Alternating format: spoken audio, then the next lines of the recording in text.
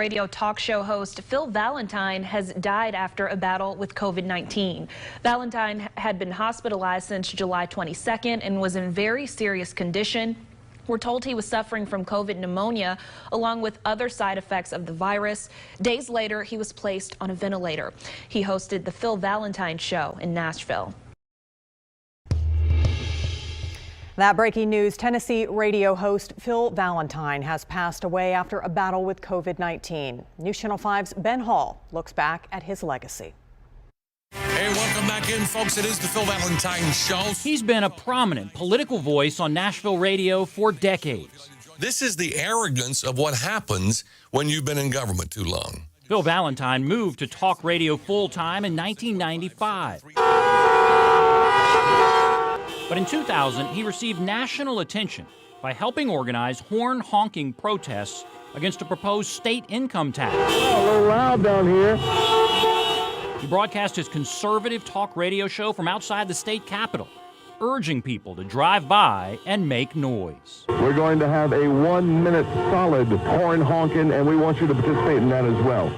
Many credit the passionate protests with helping to defeat the state income tax, which was proposed by a Republican governor. Because we may have an income tax, there may be no tomorrow. He later wrote a book about the protests called Tax Revolt, one of several he wrote over his career. He often discussed how his father was a Democrat elected to the U.S. Congress. But Valentine took a different route. This kind of garbage has got to end. I mean, we've got people who do not realize this is taxpayer money. His strong opinions helped get his radio show syndicated, airing across the country. How stupid can you be? But his greatest influence was in Tennessee, when Valentine felt Republican Speaker of the House Glenn Cassida lied on his show by claiming a News Channel 5 investigation was inaccurate. It's always the cover-up that's worse. He turned on the Speaker. But I'm expecting honest answers. I'm not expecting somebody to use me to spin his story and spin his web. Not long after that, Cassida resigned as Speaker after losing support from a majority of Republican representatives.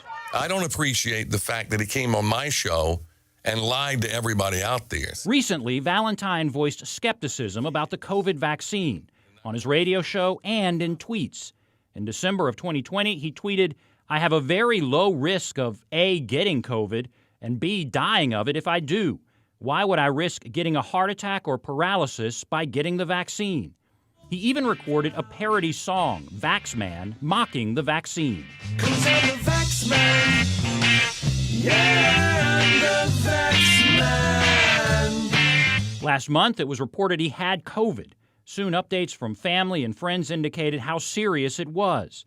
Valentine's brother said Phil regretted not being more pro-vaccine and wrote if he got back on the radio, he would encourage people to get vaccinated. Valerie, you're up next to the Phil Valentine Show. Valerie, how are you? According to family, Valentine fought hard but was unable to beat the virus. Are you kidding me? He knew how to get attention and generate controversy during his long career. What? I mean, what do you think? What does he think my reaction will be? That legacy follows him even in his death. Again, that was Ben Hall reporting. 99.7 WTN posted about the news on Twitter, asking people to keep the Valentine family in their thoughts and prayers. Funeral arrangements are still pending. Conservative radio talk show host Phil Valentine has died after being diagnosed with COVID-19 last month. A native of Nash County, he had been a vaccine skeptic and disagreed with mask mandates until he tested positive for the virus and ended up in the hospital. Before he died, his family urged people to get vaccinated. Phil Valentine was 61 years old.